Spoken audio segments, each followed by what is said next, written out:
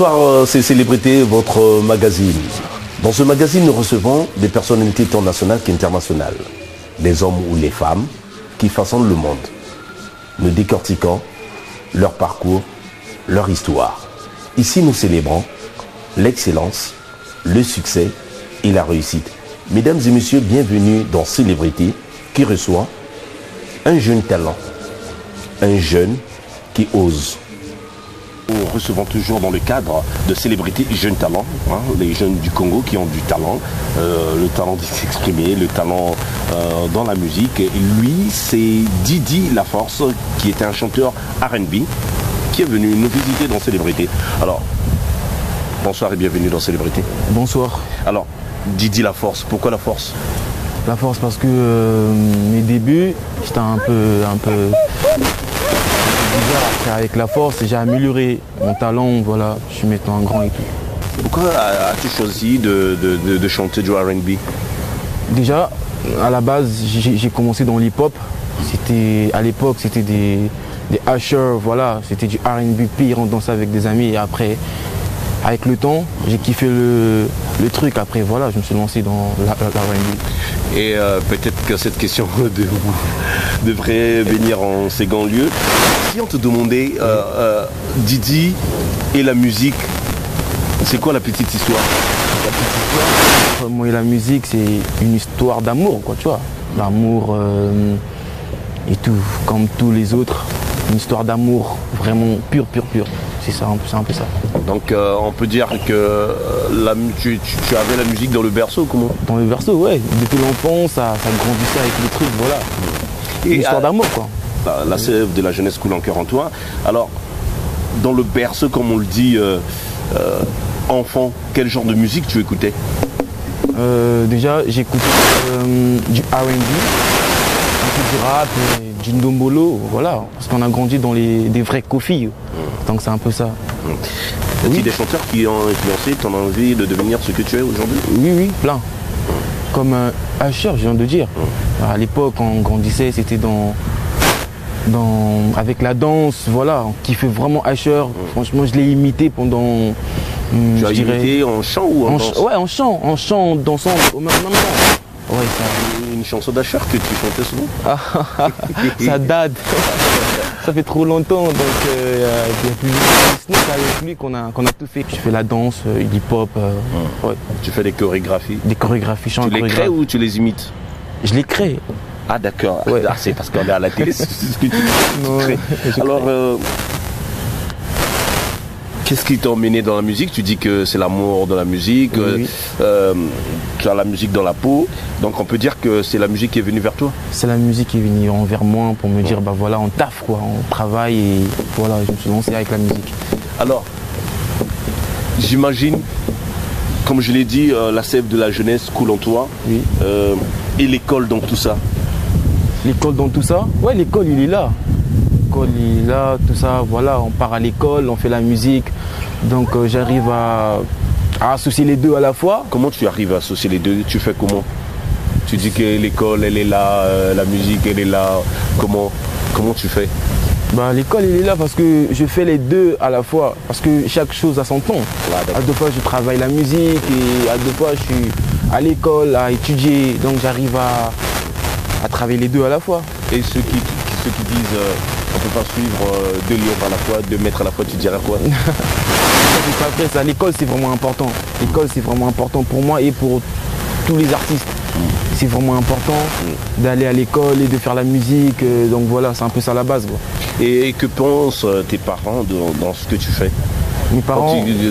Est-ce qu'ils sont au courant que tu es dans la musique là? Mais sinon au début c'était vraiment dur. Quand tu leur amenais des coiffes...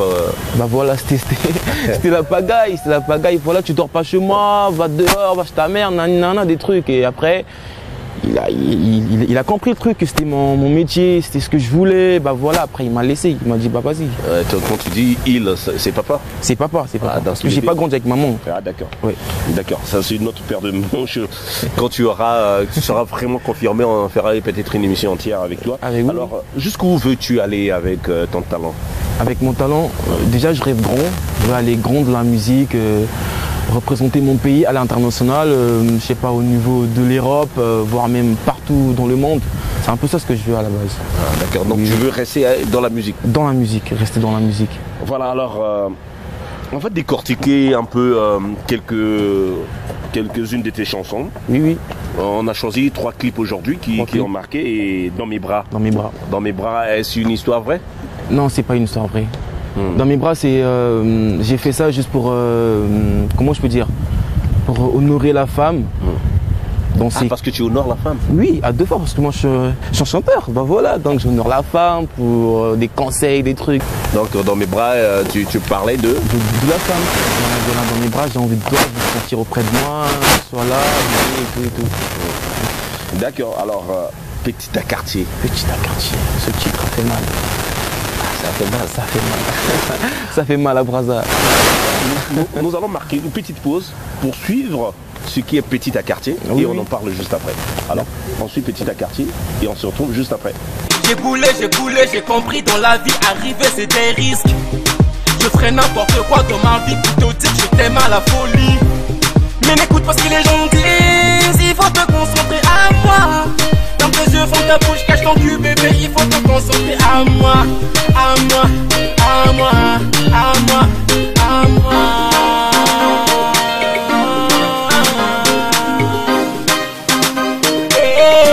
Je vois ta température. La petite à quartier, la petite à quartier, la petite à quartier, elle est bonne, elle est fraîche, elle appelle pas la mif. La petite à quartier, la petite à quartier, la petite à quartier, elle est bonne, elle est fraîche, elle appelle pas la mif. Elle appelle pas la mif. La petite à quartier, la petite à quartier, la petite à quartier,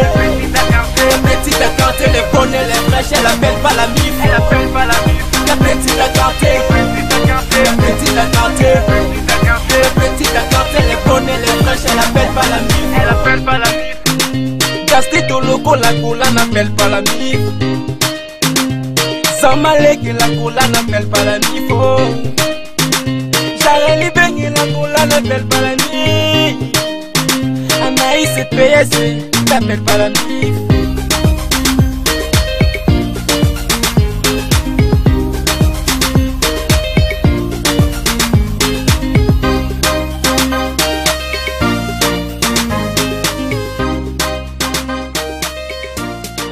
Petit à quartier, ça parle de quoi?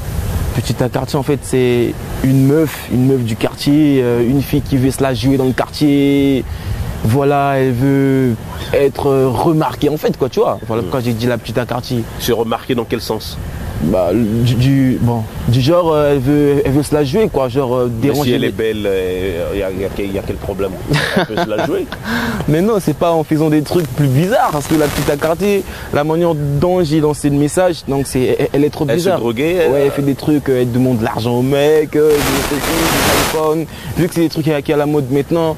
Et moi, ça m'a pas plu, voilà pourquoi j'ai dit la petite à quartier, tu dois cesser. Ouais, c'est un peu ça. Ça pouvait bien être la petite remarquable. Oui, pourquoi pas. Ah, d'accord. Alors, ce qu'on voit, les scénarios dans ce clip, c'est toi, tu as participé au scénario, ou c'est le réalisateur qui a tout proposé, mais toi, tu as dit juste amène? Non, en fait, c'est avec qui qu'on travaille, on se partage des idées, bah voilà, fais ceci, fais cela, et ça donne un beau truc. Voilà, nous allons finir notre entretien avec un autre titre. Elle n'avait que 15 ans. Elle n'avait que 15 ans. On va mettre un extrait et pour dire au revoir à tous les téléspectateurs, on va le faire à la fin. D'accord, alors, nous allons suivre Elle n'avait que 15 ans. Et on se retrouve juste après. Didi, elle n'avait que 15 ans.